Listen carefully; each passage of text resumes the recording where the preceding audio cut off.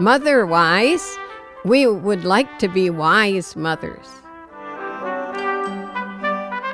여러분 안녕하세요.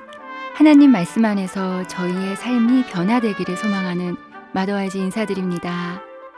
김효셉 목사님과 함께 저희 크리스찬으로서 돌 문화를 어떻게 바라봐야 되는지 함께 생각하는 그런 시간을 갖고 있습니다. 오늘 두 번째 시간인데요. 수원 원천 침례교회 김효셉 목사님 모시겠습니다. 목사님 안녕하세요. 네, 일주일이 됐네요. 반갑습니다. 네, 목사님 지난주에 저희에게 이렇게 목양하시던 중에 네. 하나님께서 불편한 마음을 주셔서 네. 이 돌 그렇습니다. 문화에 대해서 저희는 뭐가 문제인지도 모르고 그냥 그 안에 네. 푹 젖어 있는 것 같아요. 제가 너무 민감한지는 모르겠는데 이게 한 주 하려고 그랬는데 그게 네. 한 주 가지고 안 되더라고요. 네, 들어보니까 저희가 앞으로 어떻게 바라봐야 되는지 그게 더 중요한 것 같아서요. 저희가 오늘 또 이렇게 모셨습니다. 일주일 동안 고민 많이 했죠. 그래서 네. 성경 안에 혹시 우리 성경적인 돌 문화와 좀 가장 가까운 어떤 네. 이야기가 있을까? 어떤 본문이 있을까? 아, 좀, 있을까요? 찾아봤는데요. 네. 제가 찾으니까 사무엘상 1장 24절 이하에 한나와 엘가나가 하나님이 주신 귀한 아들 사무엘을 이제 그 젖을 뗀 후라고 나와서 정확하게 돌인지 아닌지는 모르지만 저는 우리 돌 얼추 돌 정도 그렇죠. 되면 젖을 떼죠. 떼죠. 이거를 우리 성경적 돌잔치의 모델이라고 네. 제가 감히 그렇게 말씀을 드리려고 합니다. 제가 한번 읽어드려도 될까요? 네. 네, 사무엘상 1장 24절은 이제 한나와 엘가나가 젖을 뗀 이 사무엘의 그 젖된 이후에 어떤 이벤트를 한다고 생각하시면 좋을 것 같아요. 사무엘상 1장 24절에 젖을 뗀 후에 그를 데리고 올라갈새 수소 3마리, 밀가루 1에바와 포도주 1가죽 부대를 가지고 실로 여호와의 집에 나아갔는데 아이가 어리더라. 그들이 수소를 잡고 아이를 데리고 엘리에게 가서 한나가 이르되 내 주여 당신의 사심으로 맹세하나이다. 나는 여기서 내 주 당신 곁에 서서 여호와께 기도하던 여자라. 이 아이를 위하여 내가 기도하였더니 내가 구하여 기도한 바를 여호와께서 내게 허락하신지라. 그러므로 나도 그를 여호와께 드리되 그의 평생을 여호와께 드리나이다 하고 그가 거기서 여호와께 경배하니라. 아멘. 이 말씀 읽으면요 가장 제 마음속에 확 와닿는 게 뭐냐면 돌 맞이하는 아이를 통해서 하나님께 드리고 하나님께 경배할 수 있는 계기를 삼았던 거예요. 저는 우리 생애 주기들이 많죠. 뭐 돌도 있고 뭐 나중에 환갑도 있고 뭐 인생에 많은 이런 이벤트들이 있고 뭐 성년식 의식 같은 것도 있고 그럴 수 있는데 사실은 삶이 예배가 되는 우리 크리스찬들에게는 그 계기가 가장 하나님 중심적인 가족 예배가 될 수 있다고 봐요.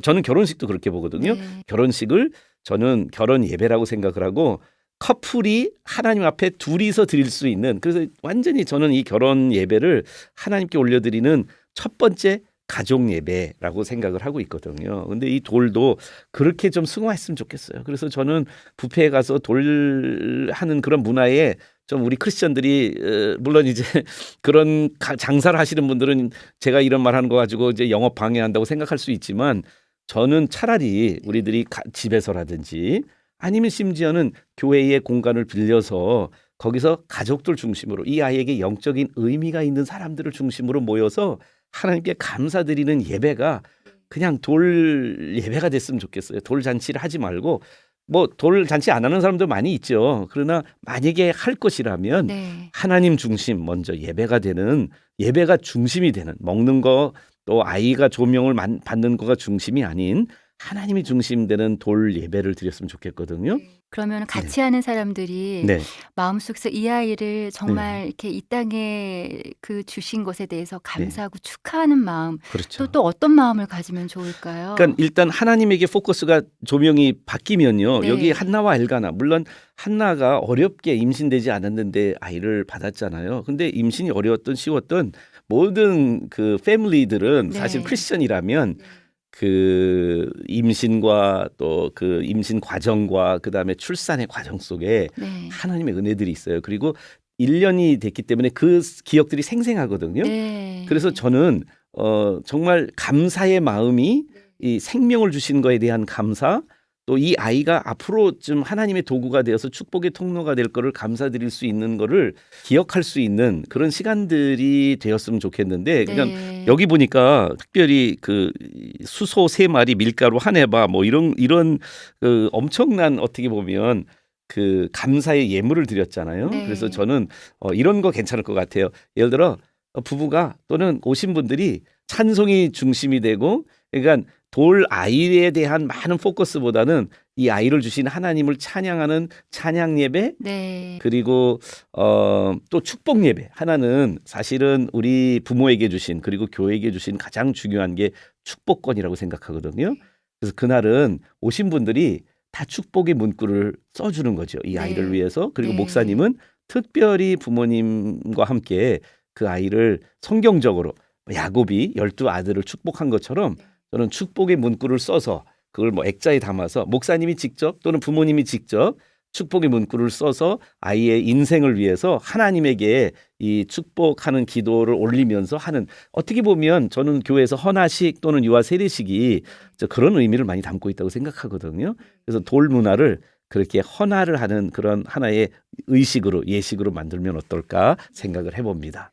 하나님께 마음껏 감사하고 또 하나님께서 주신 은혜들 같이 나누면서 계속 기억하고 네 그리고 아이를 마음껏 또 축복하는 너무 귀한 네. 돌 네. 잔치가 될 것 같은데요. 네, 그리고 우리 엄마 아빠들이 네. 사실은 이때는 나이도 굉장히 어리고 특별히 첫 아이 같은 경우는 양육에 그러한 뭐라 그럴까요? 경험이 지혜가 지혜가 정말 부족하잖아요. 부족하죠. 예. 그래서 저는 이때 또 그런 지혜를 구하고 네. 또 이제 우리 기독교는 많이 없는데요. 개신교는 천주교의 좋은 문화 중에 하나가 God parenting이라고 그러죠. 대부. 네. 근데 저는 이 안에 좋은 문화가 있다고 생각해요. 그래서 선배 부모들 그러니까 네. 이 가정을 사랑하고 이 아이를 특별히 사랑하는 친척일 수도 있고 네. 아니면 교회의 집사님들일 수가 교회 있는데 신앙 선배들 중에도 네, 그런 네. 분들 계실 그런 것 분들을 같아요. 모셔다가 이 아이를 잘 양육할 수 있는 그 서포트주로 만드는 거죠. 네. 저는 그게